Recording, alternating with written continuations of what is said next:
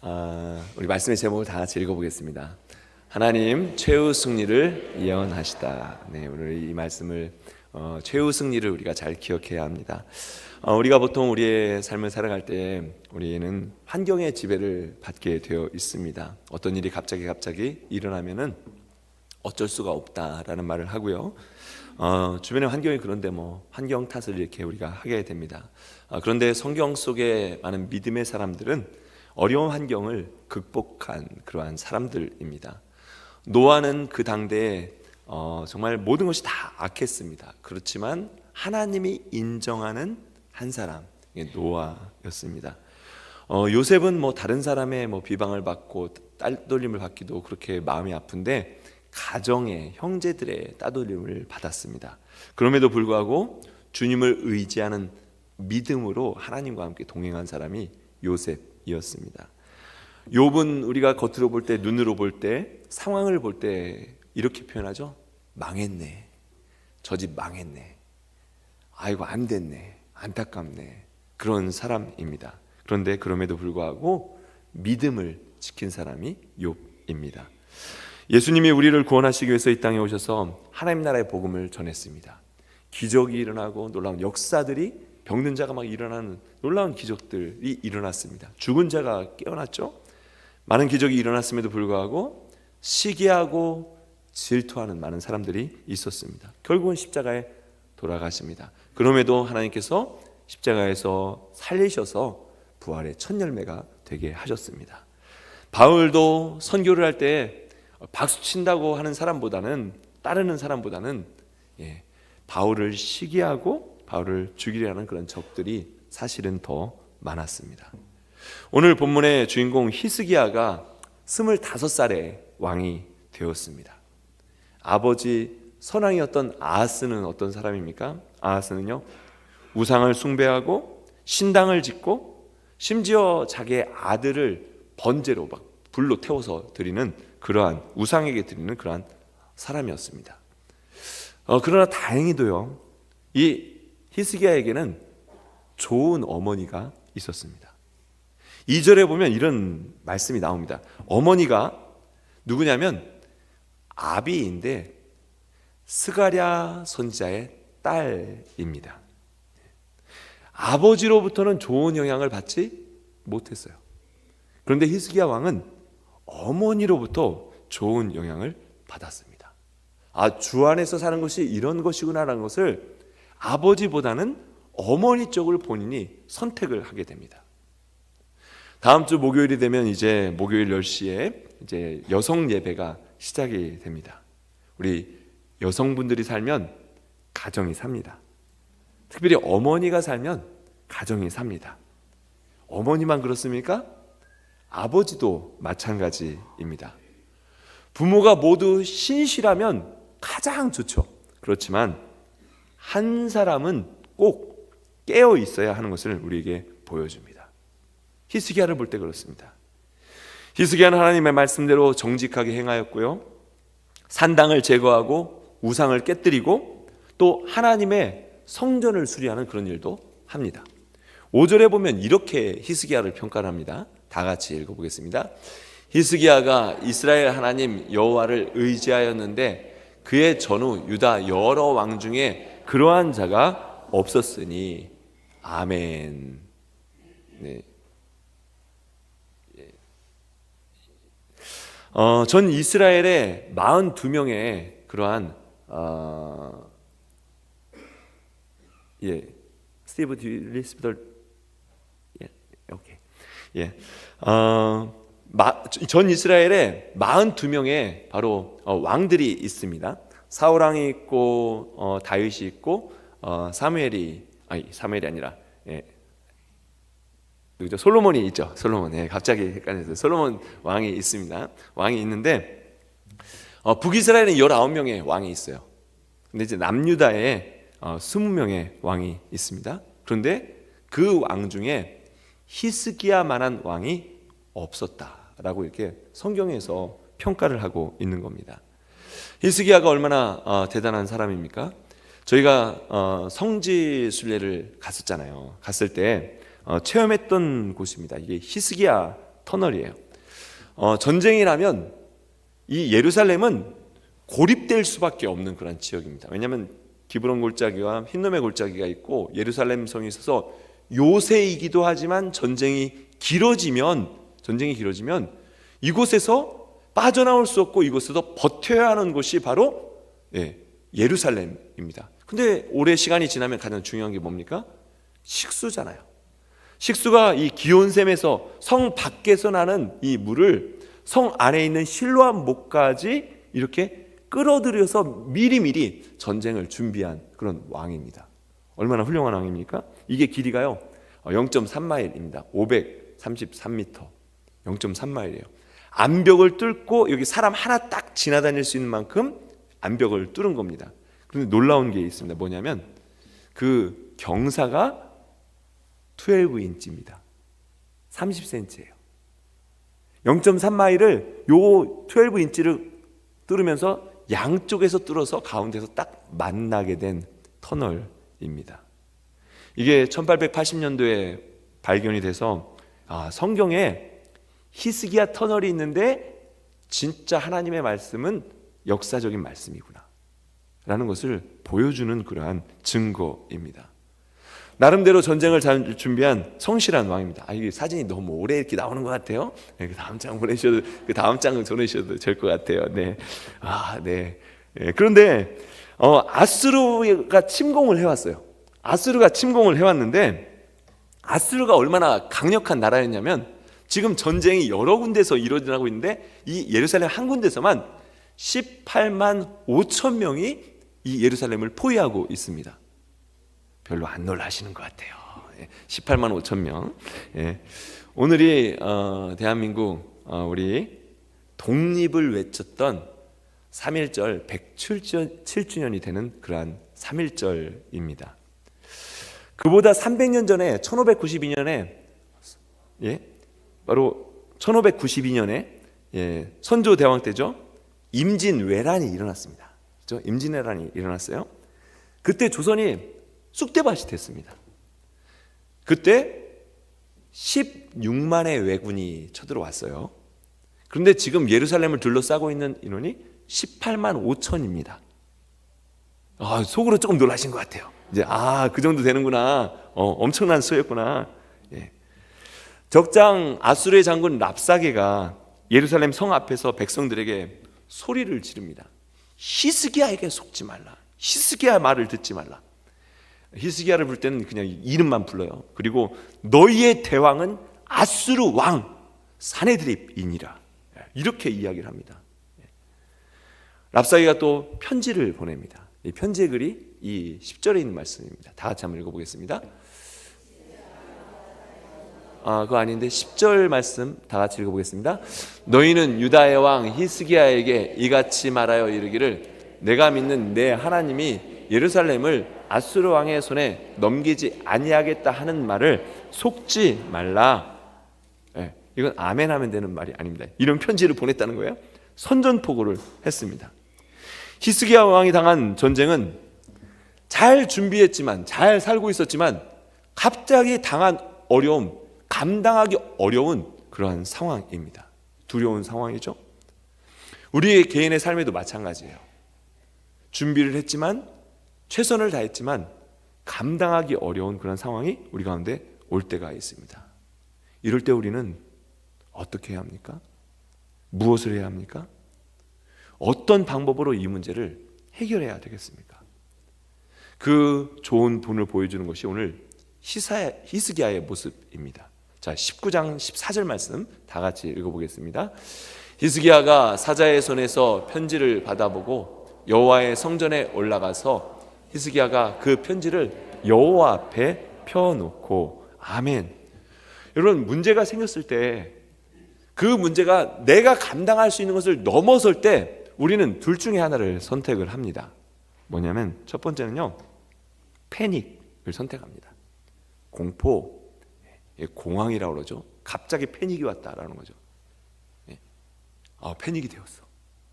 그래서 그곳에 패닉 가운데 확 머물러 있는, 우울해 있는 그것을 우리가 선택을 하는 겁니다. 그런데 히스기야는요, prayer, 기도를 선택을 했습니다. 히스기야는 그 상황을 들고 그 편지를 들고 성전으로 나아갔어요. 시편 32편 6절 말씀 다 같이 읽어보겠습니다. 이로 말미암아 모든 경건한 자는 주를 만날 기회를 얻어서 주께 기도할지라. 진실로 홍수가 범람할지라도 그에게 미치지 못하리이다. 아멘. 갑자기 홍수가 범람할 때에 이때는 성전에 나와야 할 그런 때라는 거예요. 이게 하나님을 만날 경험할 때라는 겁니다. 다 같이 2026년 표 다 같이 읽어보겠습니다. 믿음으로 나오자. 옆에 계신 분에게 믿음으로 나옵시다. 믿음으로 나옵시다. 믿음으로 나와야 됩니다. 내가 감당하지 못할 일이 생기면 믿음으로 나와야 합니다. 기도해야 합니다. 히스기야라는 그 단어의 의미가 있습니다. 그 이름의 의미가 있어요. 그것은 God is my power, God is my strength. 하나님이 나의 힘이십니다. 모든 걸 잘 준비하고 정말 훌륭한 왕이었지만 하나님이 나의 힘이십니다. 이것을 믿는 이 히스기야의 기도입니다. 겉으로 볼 때는 이 상황이 나라와 나라 간의 전쟁 상황입니다. 그렇죠? 지금 전쟁이 지금 이 땅에도 지금 전쟁이 어제 발생을 했는데 안타깝죠.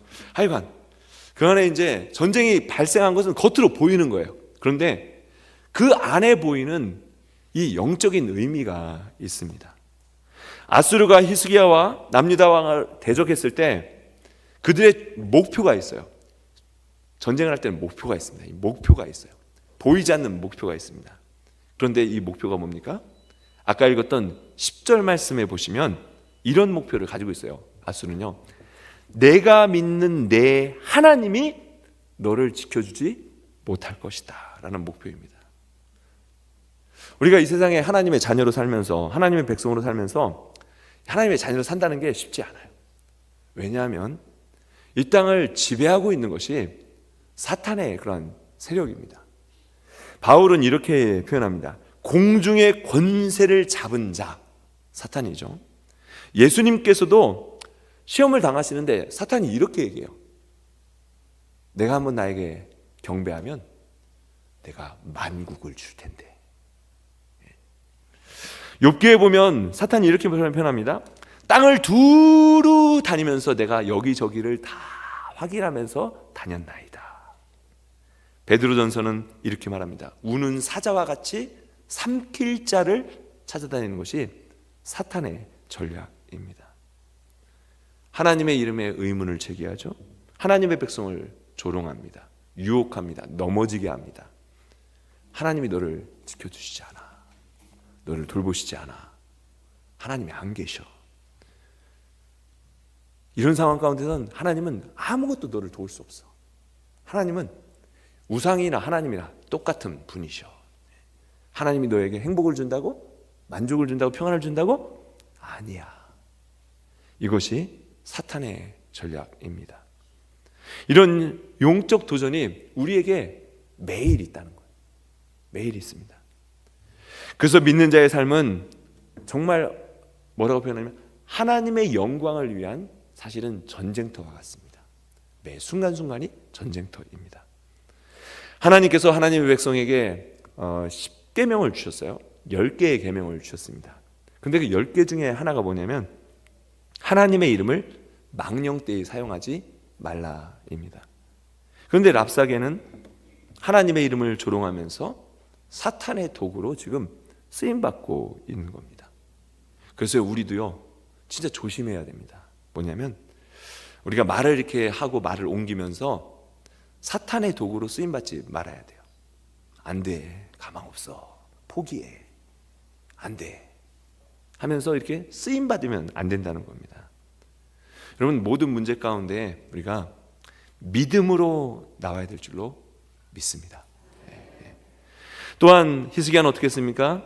이사야 선지자에게 조언을 구하고 기도 요청을 합니다. 자, 6절 말씀 다 같이 읽겠습니다. 이사야가 그들에게 이르되 너희는 너희 주에게 이렇게 말하라. 여호와의 말씀이 너는 아수르 왕의 신복에게 들은 바 나를 모욕하는 말 때문에 두려워하지 말라. 아멘. 네. 이사야에게 선지자에게 보냈더니 이사야 선지자가 하나님의 말씀을 이렇게 전한 겁니다. 두려워하지 마십시오. 두려워하지 마십시오. 이것을 우리가 IT 끄레오로로 한번 배운 대로 한번 해보겠습니다. 빠빼, 다 하세요. 빠빼 본제 아베꾸. 네. 두려워하지 마십시오. 네. 하나님께서 당신과 함께 하십니다. 두려워하지 마십시오. 빠빼 본제 아베꾸. 네. 히스기야는 성전에 올라가서 이렇게 기도했습니다. 자, 15절 말씀 다 같이 읽겠습니다. 그 앞에서 히스기야가 기도하여 이르되 그룹들 위에 계신 이스라엘의 하나님 여호와여, 주는 천하 만국의 홀로 하나님이시라. 주께서 천지를 만드셨나이다. 아멘. 자, 이렇게 기도했는데 우리는 이 히스기야의 기도를 잘 보아야 합니다. 주여, 못 살겠습니다. 도와주세요. 주여, 다 무너졌습니다. 도와주세요. 이렇게 하나님께 기도하는 것이 아닙니다. 하나님의 먼저 권능을, 하나님의 이름을 이 어려운 상황 가운데서 찬양하면서 하나님의 이름을 높였습니다. 하나님께 영광을 돌렸다는 거예요. 하나님의 이름이 높여지는 것, 하나님을 하나님으로 인정해 드리는 것이 우리의 기도의 시작이 되어야 합니다. 하나님께서 기뻐하시는 기도는 하늘에 계신 우리 아버지요, 이름이 거룩히 여김을 받으시오며 나라가 임하옵시며 뜻이 하늘에서 이루어진 것 같이 땅에서 이루어지기를 정말 간절히 원합니다. 우리가 하나님 편에서, 하나님께서 기도를 들으신 하나님 편에서 생각해야 합니다. 기도 응답을 통해서 하나님의 이름이 정말 높아질 것인지, 하나님의 역사하심이 알려지고 하나님의 영광이 드러나는 그러한 기도를 드리고 있는지를 우리는 먼저 생각해 보아야 합니다. 그래서 여기에 이제 나오는 교리 하나가 있어요. 그게 뭐냐면 하나님의 영광입니다. God's glory. 다 같이 2페이지 되는데 천천히 읽어보겠습니다. 하나님의 영광이란 하나님이 하신 일이 볼 수 있게 드러나는 것, 다시 말해서 하나님이 자신의 완전한 성품을 자신의 일을 통해 나타내시는 방식입니다. 또한 하나님의 영광은 하나님의 뛰어난 명성을 가리키는 말로 우리가 하나님의 이름을 찬양해야 하는 이유 중 하나입니다. 또 하나님의 영광은 하나님의 본질적인 아름다움으로 하나님의 속성들과 성품들에서 드러나는 하나님의 밝음과 아름다움을 말합니다. 성경은 인류가 하나님의 창조 목적인 하나님을 영화롭게 하는 것을 저버렸기 때문에 하나님의 영광에 이르지 못했다고 말합니다. 아멘. 예. 하나님의 영광이 왜 이렇게 중요합니까? 예수님께서 기도에 대해서 말씀하시면서 이렇게 말씀하시죠. 너희는 먼저 그의 나라와 그의 일을 구하라. 하나님의 영광을 구하라. 그리하면 이 모든 것을 너희에게 더하시리라. 예수님께서 오병이어로 5,000명을 먹이실 때도 하나님 이 상황 아시지요? 이렇게 하지 않았습니다. 하나님께 감사했습니다. 하나님의 영광을 구하는 겁니다. 하나님의 영광을 구하는 거예요. 겟세마네 동산에서 기도하실 때도 내 뜻대로 마옵시고 아버지의 뜻, 아버지의 영광을 구하였을 때 그 영광으로 말미암아 하나님의 역사하심으로 말미암아 우리가 구원을 받게 된 겁니다. 바울과 실라가 빌립보에서 전도를 하다가 하나님의 일을 하다가 매를 맞았어요. 감옥에 갇혔습니다. 그런데 어떻게 됐습니까? 그곳에서 하나님께 감사하며 하나님을 찬양하니 하나님의 영광을 구하고 하나님의 영광을 바라보면 기적이 나타납니다. 하나님이 역사하십니다. 하나님이 우리의 필요를 채워주시는 것 당연한 거죠. 그런데 하나님이 받으시기에 합당한 영광, 하나님의 받으시기에 합당한 영광과 하나님 우리를 채우시는 이 필요, 이것이 같이 있습니다. 우리의 삶의 목적이 그런데 우리의 필요, 내 중심, 나의 부족함, 나의 연약함, 이것 때문에 끙끙대는 것, 이거에 우리의 삶의 중심이 있는지 아니면 하나님의 영광에 우리의 중심이 있는지 이것을 우리가 같은 것 같지만 우리의 시선을 먼저 돌려서 하나님의 영광을 바라볼 수 있어야 됩니다. 하나님께로부터 뭔가를 받기 위해서, 뭔가 은혜를 받기 위해서 이것이 아니라 이 모든 일을 통해서 하나님께서 어떻게 영광을 받으실까? 어떻게 영광을 받으실까? 이것을 우리가 생각해야 합니다. 그래서 우리가 흔히 쓰는 말이지만 진짜 중요한 말이 뭐냐면 Glory to God, 하나님께 영광을 돌립니다. 어느 때는 기쁜 상황 가운데 하나님께 영광을 돌리고요, 어느 때는 어려운 상황 가운데서 하나님께 영광을 돌립니다. 그러면 하나님께서 이 모든 상황 가운데서 모든 필요를 채워주시고 역사하십니다.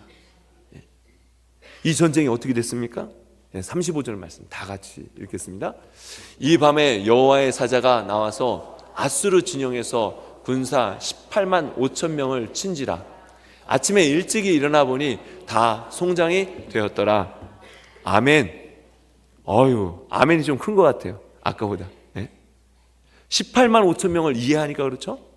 이 전쟁이 하나님께 속한 것이구나. 사람에게 보이는 전쟁 같은데 여호와의 이름을 들먹거리는 저 하나님을 대적하는 영적인 전쟁이었고 하나님의 전쟁이 된 겁니다. 막다른 길에 내몰린 히스기야에게, 유다 백성에게 승리할 수 있는 것은 바로 유일한 소망 하나님이었습니다. 하나님이 자기 백성을 위해 어떻게 싸우십니까? 자기 백성을 위해서 18만 5천 명을 다 죽이기도 하십니다. 하나님이 자기 백성을 위해서 하나밖에 없는 독생자를 죽이기도 하십니다. 왜요? 하나님의 백성을 구원하시기 위해서. 그렇게 하시는 것이 하나님께 영광이 되기 때문에 우리가 사는 것도 하나님의 영광이 되기를 원합니다. 기쁘나 즐거우나 어떤 때는 슬프나 어려움이 있을 때 하나님, 이 모든 상황 가운데서 하나님께서 영광 받으세요. 하나님께 영광 받으세요. 우리 성찬을 받기 전에 지난주에 읽었던 성경 구절 다시 한번 요한일서에 있는 말씀 다 같이 읽겠습니다. 보라, 아버지께서 어떠한 사랑을 우리에게 베푸사 하나님의 자녀라 일컬음을 받게 하셨는가? See, 보십시오. What great love. 하나님이 어떠한 사랑을 보이셨습니까? 독생자를 십자가에 죽기까지 보이신 이 사랑을 보십시오. 왜요? 우리를 하나님의 자녀가, 하나님의 백성이 되게 하시기 위해서 주셨던 이 사랑을 보십시오. 여러분, 주님의 사랑이 우리 가운데 있구나 라는 것을 믿고 우리가 이제는 하나님의 영광을 위해서 기도하고 하나님의 영광을 위해서 살 수 있는 저와 여러분들 다 되시길 주의 이름으로 간절히 축원드립니다. 그때부터 하나님은 놀라운 역사하심이, 놀라운 기적이, 하나님의 기적이 일어나기 시작합니다. 우리 함께 나 같은 죄인 살리신 1절과 2절 부르시고 함께 우리 성찬을 받기 전에, 하나님, 우리가 무엇이 간데 이렇게 사랑하십니까? 하나님, 우리가 보이는 전쟁이 눈으로 보이는 전쟁이 아니라 그 뒤에 하나님께서 영광 받으실 그러한 전쟁, 그 전쟁 가운데 하나님을 바라볼 수 있도록, 믿음으로 나올 수 있도록 주님 인도하여 주옵소서.